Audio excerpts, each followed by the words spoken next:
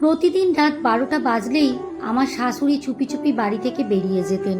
প্রথমে ভেবেছিলাম হয়তো কোনো গোপন কাজে যাচ্ছেন, কিন্তু এক রাতে আমি তার পিছু নিলাম। আর যে বাড়িতে গিয়ে তিনি ঢুকলেন, সেখান থেকে ভেসে এলো এক অচেনা বৃদ্ধের কণ্ঠ। তুমি আজ আবার এসেছো?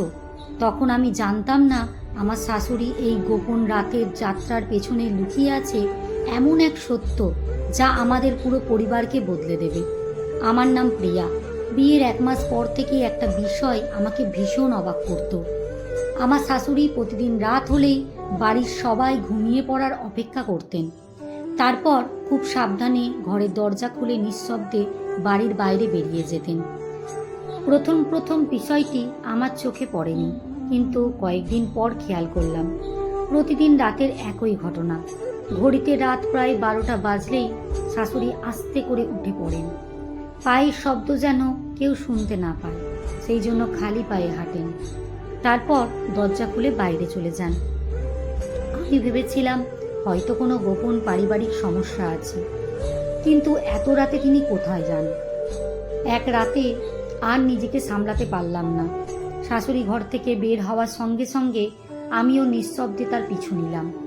বাড়ির গেটে পেরিয়ে তিনি দ্রুত রাস্তার দিকে এগিয়ে গেলেন। আমি দূর থেকে তাকে অনুসরণ করতে লাগলাম। কিছুটা যাবার পর তিনি একটা পুরনো বাড়ির সামনে দাঁড়ালেন। তারপর চারিদিকে তাকিয়ে দরজা ধীরে ধীরে 3বার টোকা দিলেন। ভেতর থেকে একজন দরজা খুলে দিল। আমি দূরে দাঁড়িয়ে সব কিছু দেখছিলাম, কিন্তু আশ্চর্যের বিষয়, দরজা খোলার সঙ্গে সঙ্গেই শাশুড়ি ভেতরে ঢুকে গেলেন। আমার মাথায় তখন হাজারটা প্রশ্ন। এখানে তিনি কার সঙ্গে দেখা করতে আসেন? পরদিন রাতে আবার একই ঘটনা ঘটল, কিন্তু এবার আমি আরও কাছ থেকে তাকে অনুসরণ করলাম। দরজার কাছে পৌঁছে ভেতর থেকে কিছু কথা শুনতে পেলাম। একজন বৃদ্ধ পুরুষের কণ্ঠ। তুমি আজ আবার এসেছো? শাশুড়ি নিচু গলায় বললেন। যতদিন না সত্যিটা সবাইকে বলতে পারছি, ততদিন আমাকে আসতে। এবার আমার বুকটা যেন কেঁপে উঠল। সত্যিটা কি? আর সেই বৃদ্ধ মানুষটাই বা কে? হঠাৎ আমার পায়ের নিচে একটা শুকনো ডাল ভেঙে গেল। শব্দ হতেই ভেতরের কথাবার্তা থেমে গেল। দরজা খুলে গেল। সামনে দাঁড়িয়ে আমার শাশুড়ি। তিনি কিছুক্ষণ আমার দিকে তাকিয়ে রইলেন। তারপর ধীরে ধীরে বললেন, তুমি আজ সব দেখে ফেলেছ। আমি কাঁপা গলায় জিজ্ঞেস করলাম, মা, আপনি এখানে প্রতিদিন রাতে কেন আসেন? শাশুড়ি আমার হাত ধরে ঘরের ভেতরে নিয়ে গেলেন। তারপর যে সত্যিটা বললেন, সেটা শুনে আমি স্তব্ধ হয়ে গেলাম। এই বৃদ্ধ মানুষটি ছিলেন তার বহু বছরের হারিয়ে যাওয়া ভাই।